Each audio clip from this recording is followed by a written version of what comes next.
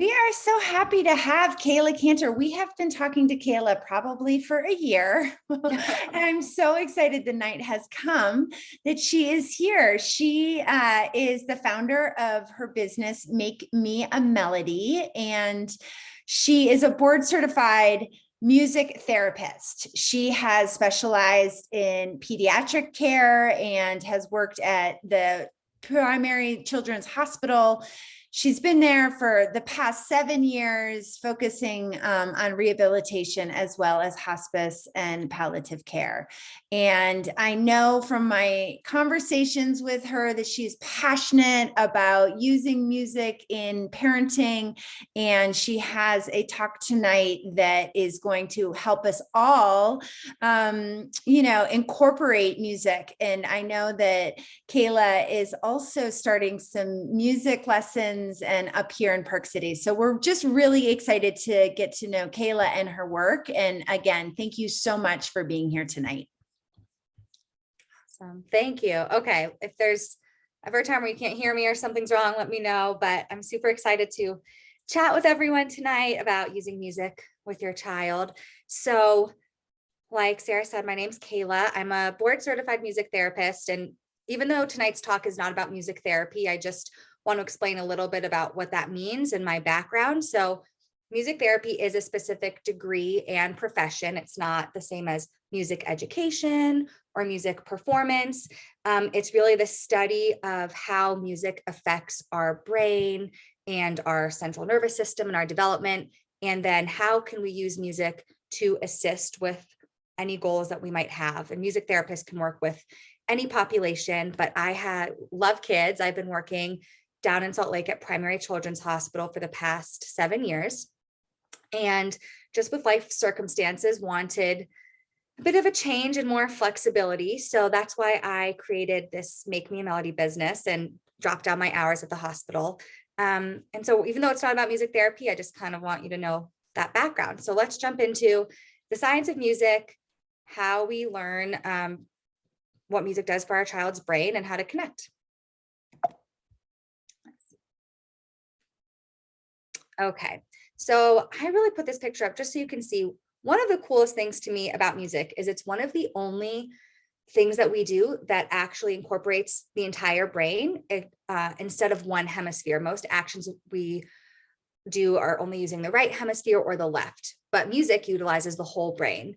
And why that's important is because it just goes to show that incorporating music into your child's life, just from playful music to if you want to have formal music training, is just going to help their development throughout their life. It's going to help them develop their physical coordination, their balance, their timing, memory, all of these skills. Music will light up those areas of the brain. So I always think that's a pretty cool thing to see. And that's why music is so effective in therapy with people with brain injuries and recovering from traumas.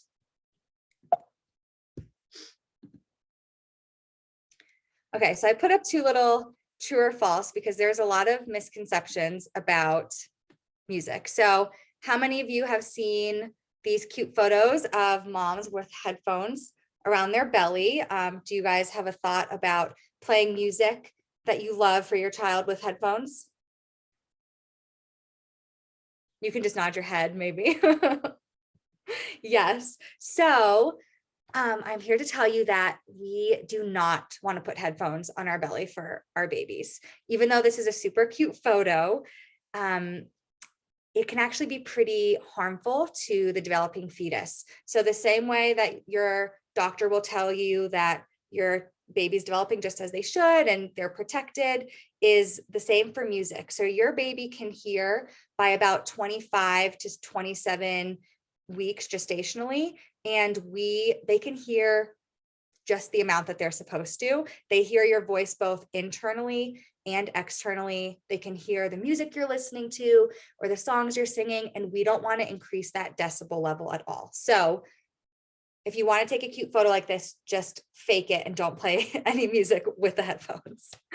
And second, who has heard that classical music will improve your child's brain development? Has anyone? Okay, so that is also false. So this is taken from a long ago study called the Mozart effect, which I'm sure many people have heard of. And this study has been taken so out of context. It A, has not been replicated, and B, has nothing to do with long-term results or children or toddlers or babies. So in fact, classical music is often much too complex for babies. And so unless you already listen to classical music because you love it and your fetus and baby are used to listening to it, I would not recommend putting on classical music. Babies really prefer more simple sounds and simple music. So things that should be more well known, but there's so many misconceptions out there. So I want to talk a bit about what you can expect from typical music development. And again, these are just guidelines because every child is going to progress as they should. But if you're kind of looking for, oh, what should I know? Here's some things to look out for. So right from birth, your baby's going to recognize your voice, and they're very calmed by your voice, especially live. They always prefer live voices than recorded. And exploratory behaviors, especially anyone that already has kids or has worked with kids at all, of course, they're always exploring with different sensory stimulations. They're reaching and grasping, they're sucking, they're always playing with their mouth, localizing to sound, which means not necessarily visually tracking an instrument, but hearing. So for example, you have something that makes a little noise, and it doesn't even have to be an instrument, but anything you have at home. You could have your baby lying on their back and just for fun practice going from one side and seeing if they eventually start to turn to find the sound, up high to the other side. That's what localizing to sound is, and that's a great fun thing to practice with your baby. From 9 months to 2 years, they're going to start responding to music with more repetitive movements like clapping, or of course, everyone's favorite thing I feel like is to watch little toddlers dance to music with their little kind of bop or their sway. So that's what I mean by more repetitive movements. And they're beginning to have sound discrimination. So they are understanding more of the similarities and differences between sounds, like the difference between cap, cat, and cup. Very similar sounding, but they're able to start discriminating between those. As we get a bit older, really in the toddler years, they're much more into spontaneous singing. They have that increased motor movement to music and engage in singing familiar songs. I think these ages are some of the most fun to do music with because they are so engaged, and especially motor skill wise. As they get older, learning musical concepts like fast, slow, loud to soft, better voice control, and again, just even more motor movement. And then lastly, as they're a bit older into their child years, they start learning songs from memory. They're better able to follow along to songs that have specific rules with movement. And they really enhance dramatic play, and they enjoy group music making. So basically, at all ages, music can be great. Of course, there are some kids that are just not going to be as musical as others, and that's also completely fine. And if your child is someone that is not super into music, you do not need to force them into any sort of music classes or musical training because we all still have our preferences.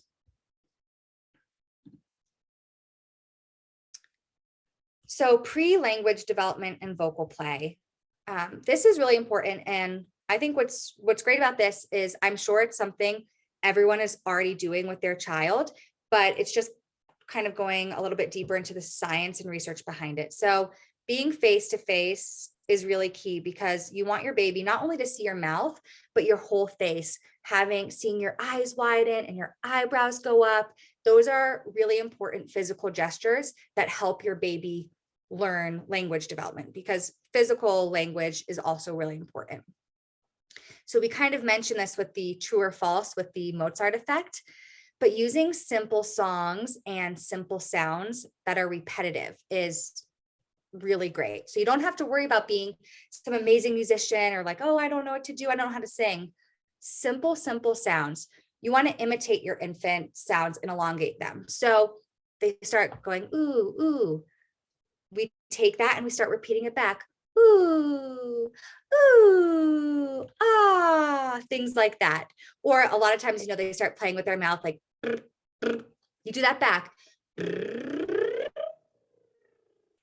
We're just taking that, we're stretching it out. We're like, I feel so silly just doing it to a computer, but think about how your face lights up when you have a baby in front of you. It's so natural. You're just like, ah, ah. So I'm just going to pretend my computer's a baby, and that's what it will look like. And it won't be so silly when you're doing it at home. Again, repeating their patterns at a different pitch or volume. So you heard me just doing that. Ooh, they love high pitches more, just FYI. Pairing your baby's movement with a sound is also great. So maybe they are on a slide or a swing and you say, wee, wee. And gestures are really great. Use gestures anytime you can. That also helps with language development. Maybe they bump their head and you say, boink, boink. Of course, if it's a big hit and they're upset, we don't want to mimic those sounds of distress. So I would not say boink at that time. I would just validate and comfort them. But having those different vocal plays with your baby is really, really great. And also for anyone that wants to incorporate a little baby sign language, that's wonderful. There's also some misconceptions about sign language, but using sign language, just little things like more, you want more music, really just helps your child learn, especially since their actual verbal skills come a little bit later than their physical language skills. So this ties in with infant-directed speech and singing. Again, I'm sure all of you are already naturally doing this and didn't realize that there is scientific names behind it. So infant-directed speech and singing is when you see your baby and you say, hi, hi, right? You're not saying hi like you're talking to an adult, right? You're, hi, how is your nap, right? You're kind of higher voice, you're smiley, it's elongated. I'm not going to talk to an adult that way, but I'm going to talk to a baby that way. And so it's slower tempo, it's a higher pitch, it's more loving. And this isn't baby talk, it's not goo goo gaga, it's speaking normally, but with these elements. And science again shows that babies really prefer infant-directed speech and singing, and it helps them to learn language. So don't be afraid to do that. You don't have to speak to them like an adult. You can still say things in a sentence that's like as an adult, but just, oh, good job, right? Just little things like that. So for example, for infant-directed singing, let's say you want to sing Twinkle, Twinkle to your child. If I wasn't going to be infant-directed, I might just say, twinkle, twinkle, little star, how I wonder what you are. That's totally fine. If we want to make it a bit more infant-directed, we're going to slow down. If we want to do a higher pitch, or if we're capable of doing a higher pitch, we will, and we're loving. So let's focus on just slowing down. Twinkle, twinkle, little star. See, there's just a little change. Melody's all the same. We're just going to slow it down. We're going to get close. We're going to be smiling. Natural stuff you do with the baby. Oh my gosh, I do not want to see this back on a screen when there's not a child in front of me. So along those lines are lullabies and using music for soothing. So again, it's really fascinating. The research, lullabies have obviously been used for centuries to promote relaxation. It's great for signaling a time of transition to your child, right? It's time to sleep. It's time for a nap. It's nighttime, which helps establish a routine.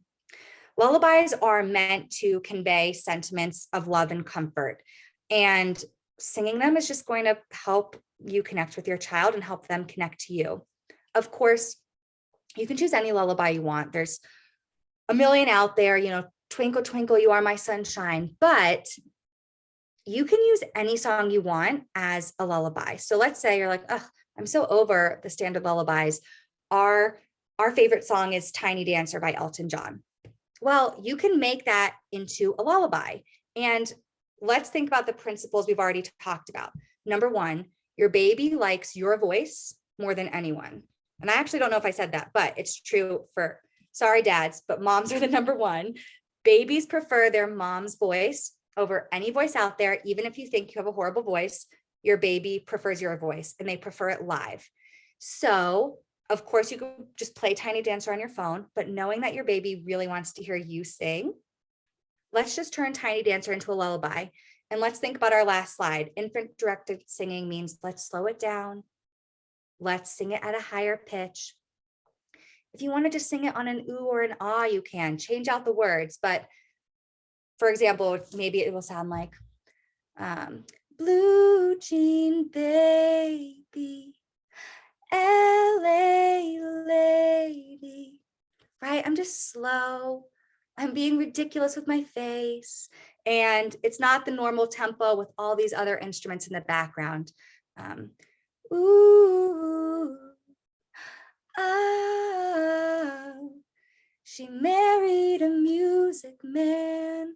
We're just turning our favorite song into a lullaby so that we don't get so sick of singing Twinkle, Twinkle, Little Star 50 times a day because it's not our favorite song to sing. So anything can be turned into a lullaby. Just take those principles we talked about with infant directed singing.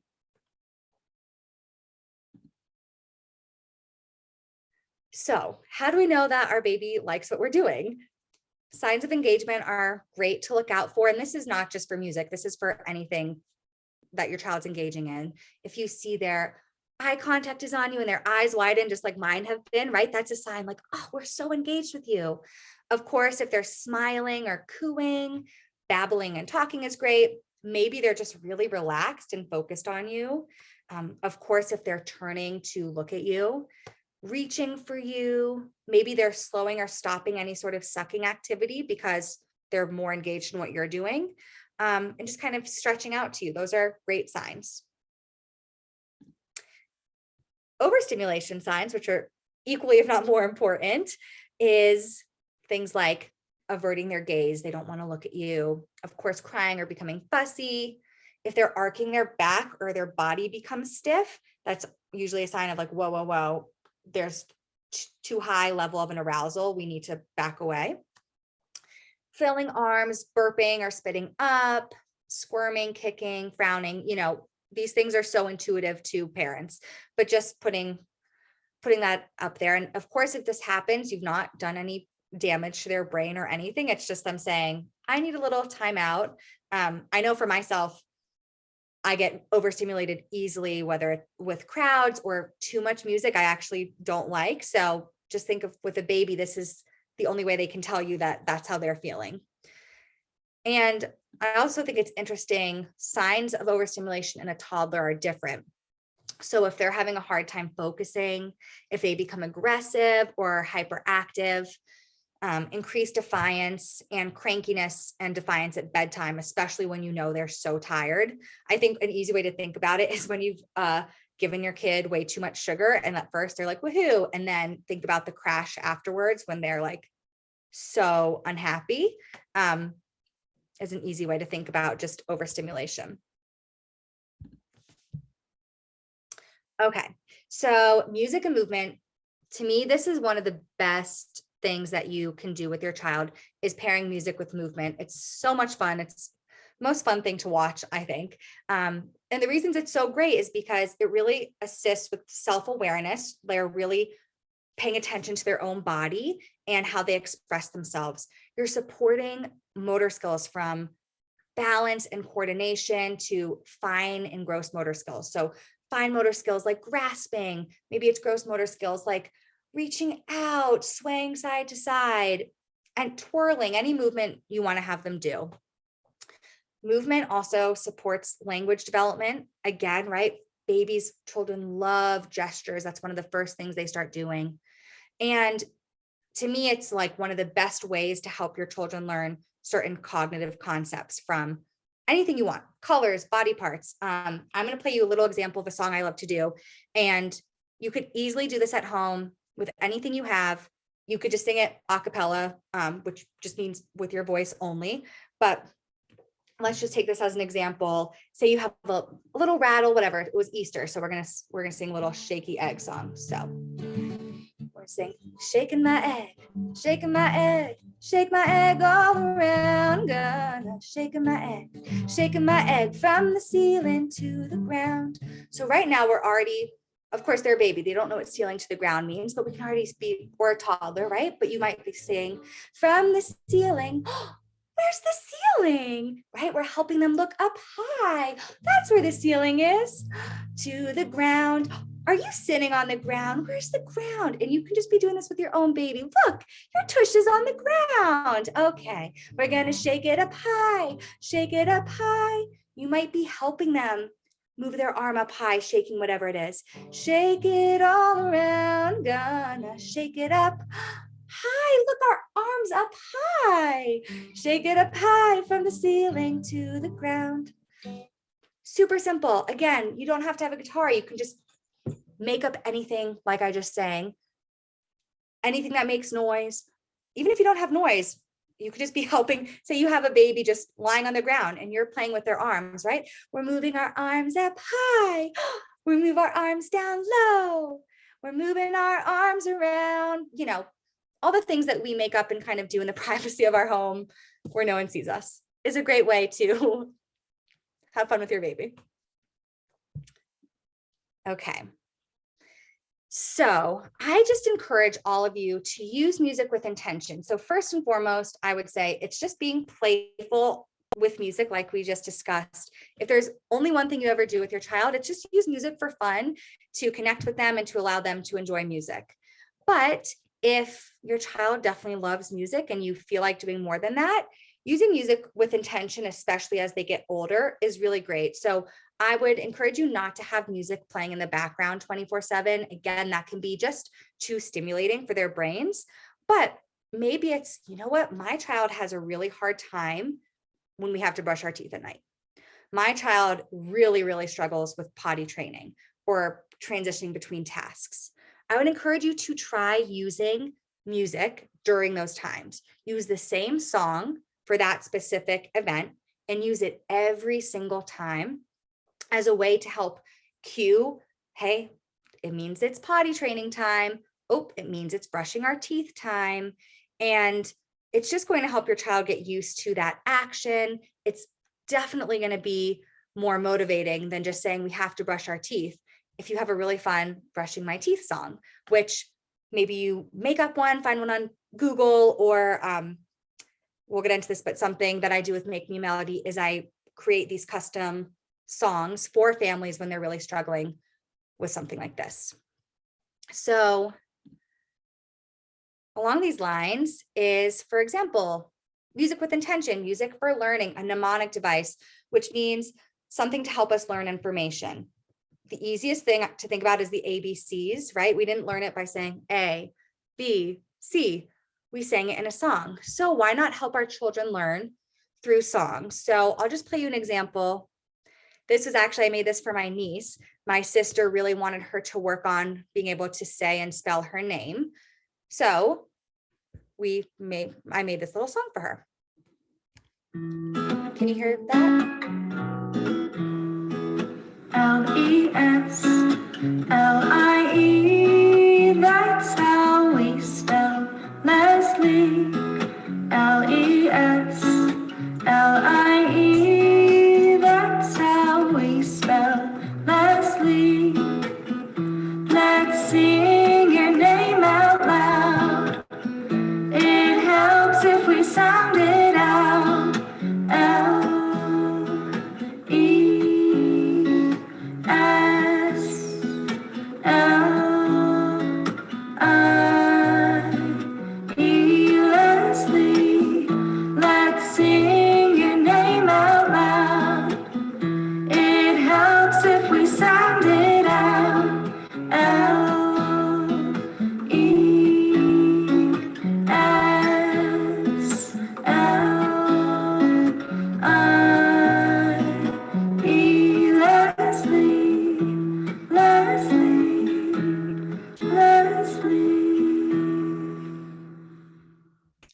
So I'm biased, but I think that's way more fun than just practicing L, E. It gets stuck in my head, so hopefully it gets stuck in my little 2-year-old niece's head as well. But that's a great example of how you can use music with intention. Okay, we want it specifically for this goal at home. Okay, singing books. So something that I'm sure everyone with kids does is they already are reading a few books a night or many books throughout the day. So I would encourage you just to try singing one. You don't have to sing all of them, but maybe you read 4 books a night and you try singing one of them. And nothing crazy. Open the book and just kind of see what comes to your head. For example, brown bear, what do you see? Maybe I'm so sick of reading this book and I'm like, how do I make it more interesting? And how do I make it more interesting for my child and engage more? So I might just say, brown bear, what do you see? I see a red bird looking at me. Hey, red bird, what do you see? I see a yellow duck, quack, quack, right? Let's add in some animal noises. Looking at me. The more noises and vocal play you do, the more engaged your child is going to be than just reading yellow duck, or even just saying turn the page, right? Why not? I'm sure everyone's already doing these animal sounds, but just incorporate as much of that as you can. Or we talked about including physical gestures. So I see a yellow duck looking at me, quack, quack. Why not just add all of the infant directed things in there and just be over the top is kind of what it looks like, but it won't feel over the top when you're doing it with your baby. And kind of wrapping up, I wanted to share some of my favorite instruments that you can use with your child and some ways of using them, especially if you don't have any and you're like, okay, what could I use to get started that what are some good things? So the kabasa is one of my favorite sensory instruments. It sounds like this. It's these fun beads that move. So this is how it's supposed to be played. And it feels really nice. So it's really, really great tactile feedback that you can start using very early on. Like maybe it's rubbing it up their arm and down their arm and getting them used to that physical touch and feedback. Again, why not add something to it? We're rolling up your arm. Ah, right? Just little things. This scarf. I'm sure every parent here plays peekaboo with your child at some point, right? So why not add scarves in, which again, we're working on that different tactile stimulation and how they respond. You could start working on colors, but maybe it's peekaboo. Maybe you make up a little song with it. Peekaboo, peekaboo, I see you. We're just making this up on the spot. There's no real, whatever peekaboo song you find or that your voice wants to do, you just do it and it's great. Rain sticks. I love rain sticks because they also feel nice if you're holding them and watching the beads fall down. You can hold it like against your child. And so they can just feel that sort of stimulation. Or once they're old enough and they can grasp it, they can start turning it themselves. Maybe you sing with it. If all the raindrops were lemon drops and gumdrops, da da da da da da, right? Or you just say, oh, the beads are falling, falling. Anything your voice feels comfortable doing. Cage bells are like this. I love cage bells because they really are protected with this cage. So it's a more indestructible instrument. And also the top is thin enough that they can start holding it pretty soon. So I think these are really great. And it barely takes any touch for sound. So say you have one of these.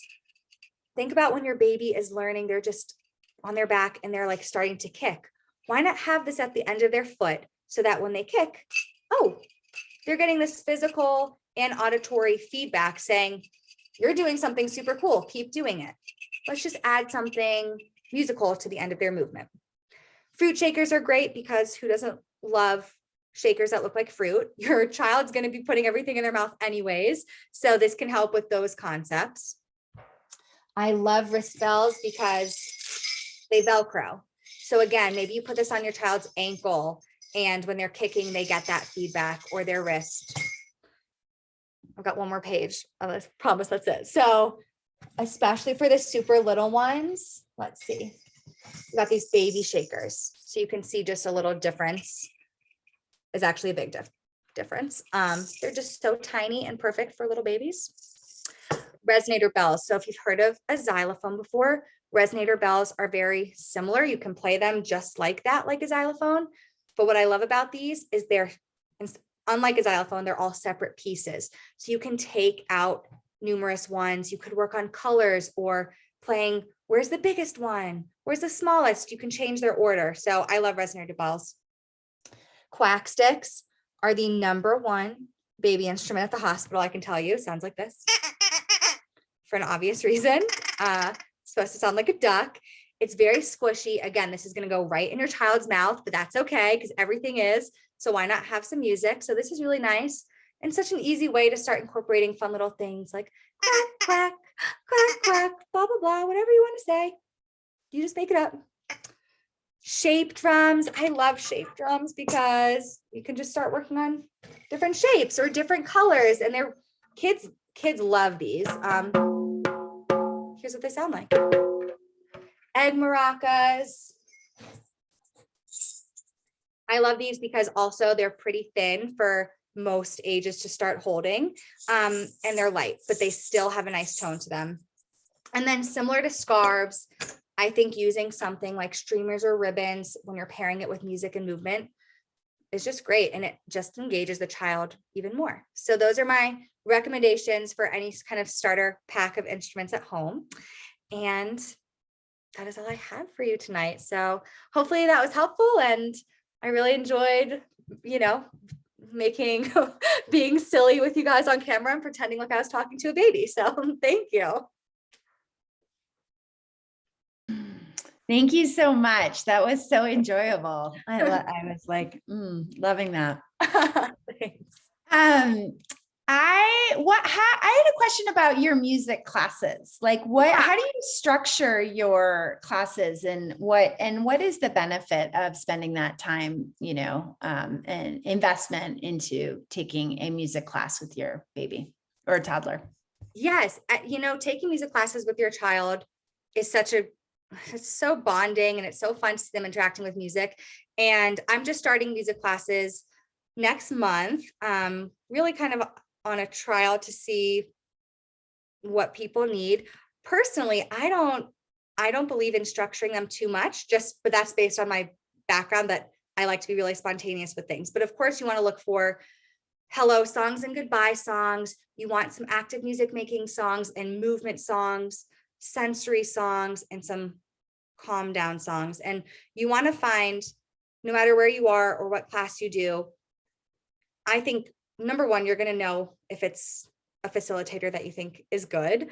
But hopefully these tips that we shared will help you with that. Like, oh, do I think they're incorporating all these things? Are they watching my child? Because if my child is upset with this song, are they changing what they're doing? Or are they just following a program? But it's so good for their development, and it's really good for music classes to be pretty repetitive. Maybe they only add in a new song every week or two, because we don't want to overload the brain. We want them to get used to similar songs. Yeah. I love that. My kids are teenagers, but I definitely have some fun memories of the music classes. And then, they would pass out the drumsticks and they'd be like, Yes. don't hit with the stick. And then my kid is hitting with the stick. And so Always. I always felt like it was like a whole experience above and beyond the music. Yes, always. I mean, one of the most fun things to me about music classes with babies and toddlers is just watching the parents, because babies and toddlers will do anything, and just seeing the parents watch their children is my favorite part, for sure. I know. You definitely learn a lot about yourself in a moment of awkward conflict when your kid just hits someone else. You're like, back to the hello song. Yes. Okay, you're like, let's sing a song about keeping our hands to ourselves. That's what they should do. Dying. That is so fun. Yeah.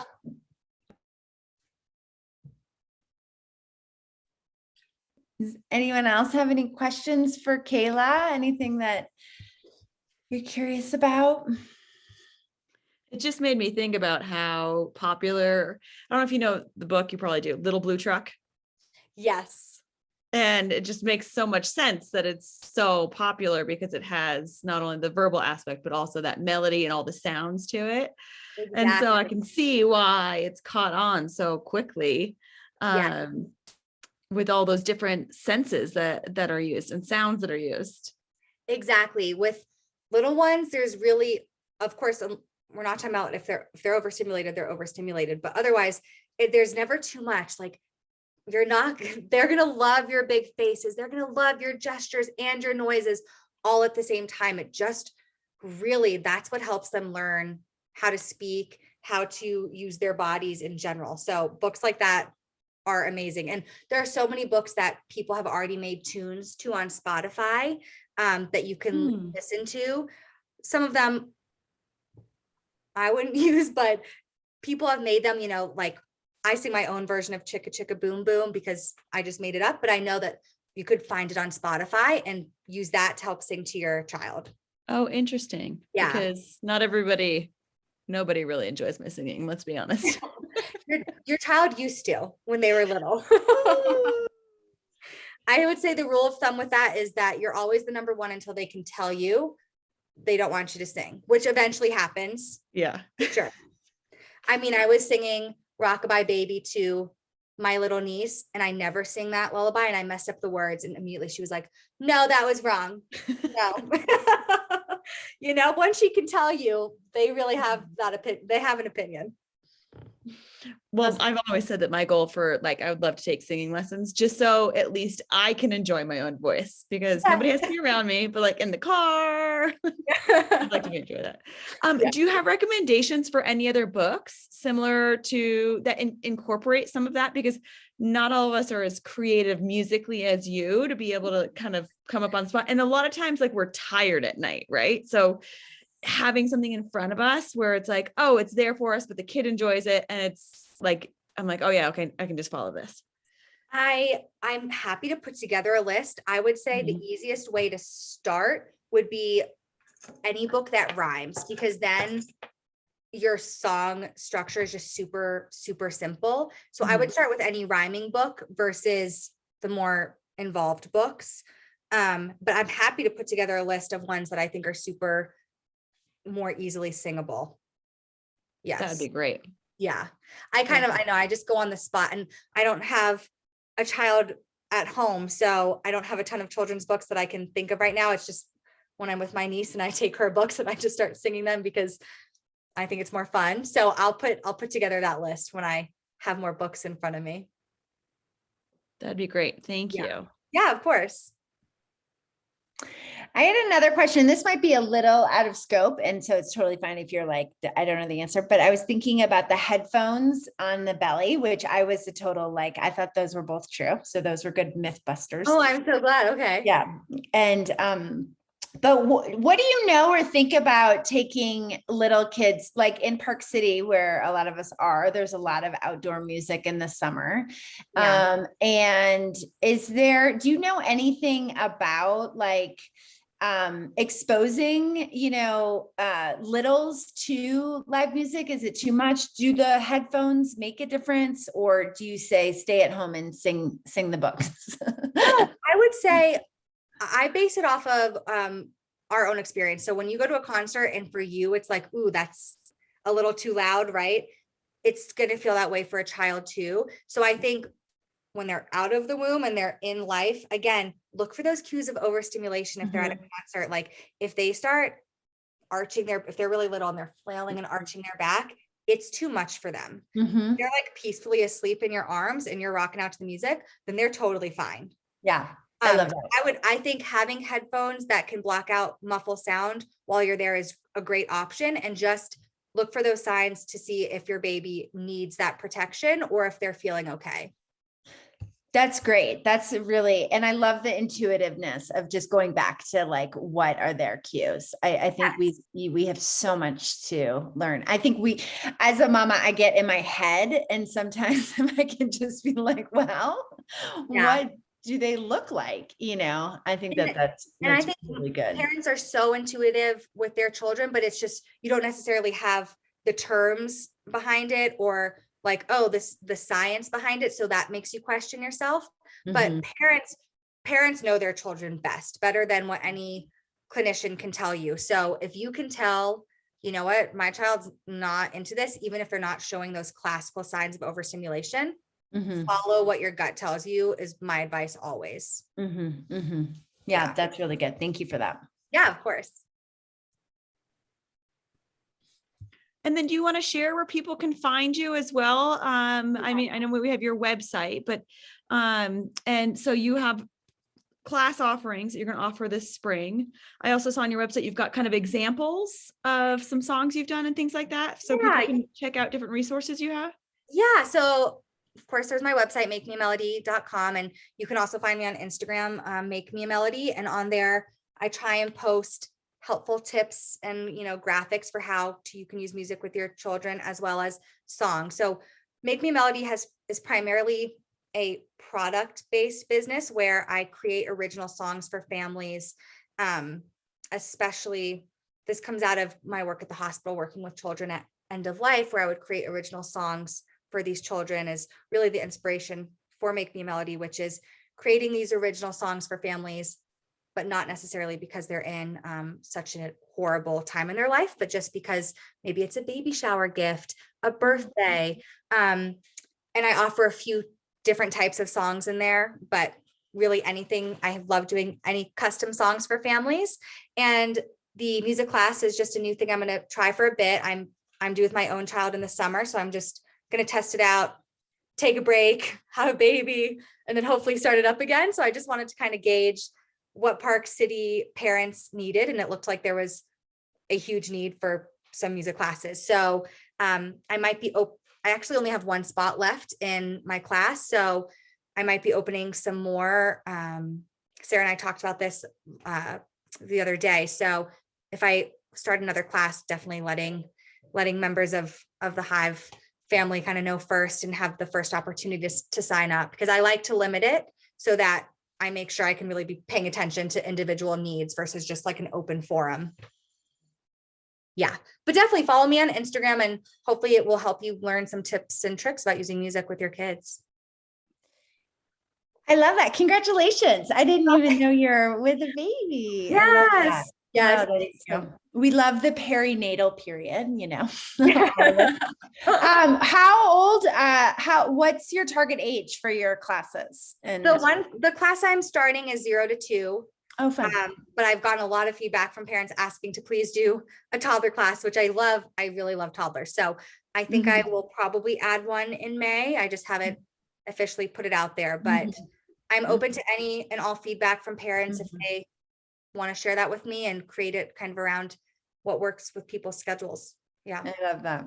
I've definitely seen some mamapreneurs that grow their business with their child. So they offer 0 to 2. And then when your baby's like 3, you're like, oh, we do 3 to 5. Yeah, exactly. So it makes a lot of sense. So that's exciting. Well, thank you. And thank you for that offer. And we will definitely include that, like I said, in our follow-up too. So, awesome. Great. I love that. All right. Does anyone have any other questions? Kayla, this was so fantastic. Thank you so much. Thank you. Thank you. I'm glad. It was fun. It was fun to do. Pretend everyone was children and just play a little bit. Yeah, we do funny things on Zoom in 2022. But just minimize your own self so that you can't see what you look like. It looked very natural to me. All right. Yeah, well, thank you. Thank you, Andy, for coming, and for Jen, Vanessa, we appreciate you. And for all those listening, some people who haven't even had their babies yet. So we're wishing you beautiful journeys, and I'm going to stop the recording. So thank you.